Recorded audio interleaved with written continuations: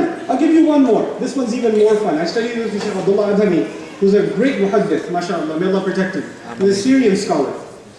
I was studying this hadith with him, in which Umayma radiallahu ta'ala anha, a woman came to the Prophet ﷺ, and she asked if she could pray in the masjid. And he said, no, you should pray in the innermost part of your home. So don't even pray in the living room, don't even pray in the bedroom, pray in the closet of the bedroom. Now some people use this hadith and quote this hadith and say women should not come to the masjid. Because the Prophet said, alayhi salatu wasalam, women should pray where? In the innermost part of their home. Okay, let's take a step back a little bit. It's easy to quote the hadith. When a woman is about to go into, hey, don't you know the hadith? It's sahih. I got the deen right here. If you want, I can slap you with it, so you can go back home. Now listen, here's some history. Umayma radiallahu ta'ala anha was married. And this woman was married to a husband, a sahabi, who was obsessed with her. He was obsessed with her. Actually, you have to learn the other text. This woman used to pray at home, and he used to poke her while she was praying. So she came to the Prophet ﷺ and she said, my husband pokes me when I'm praying.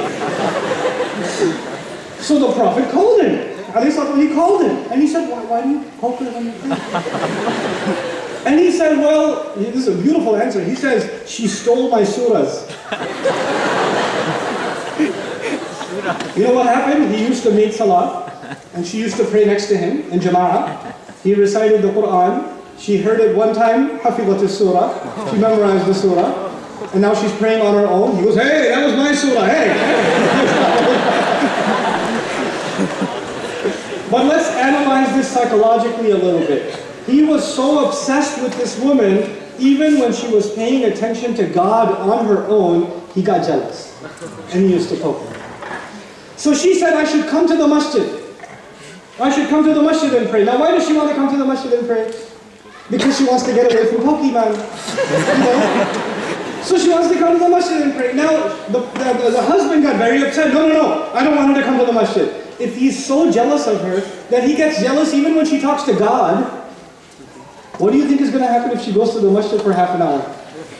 Where is she? She left me? She coming back? She divorced me? She finally different? He's going to go crazy. So the Prophet ﷺ told this woman, listen, go in the innermost part of your house and pray there. Why the innermost part of your house?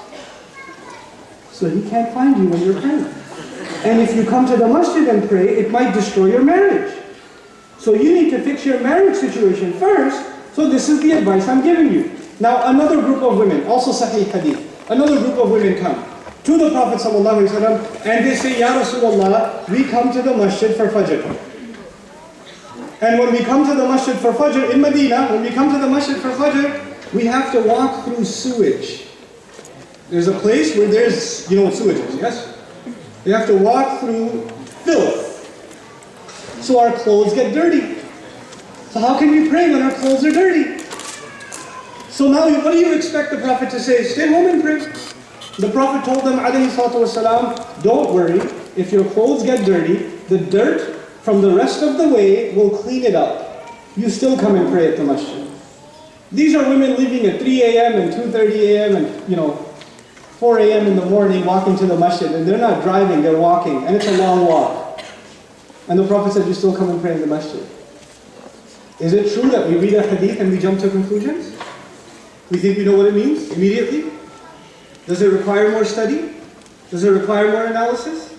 So my advice to you is, if ulama are passing a judgment, if scholars are saying, this people are wrong, those people are wrong, those people are wrong, maybe they have a right to do it because they are scholars.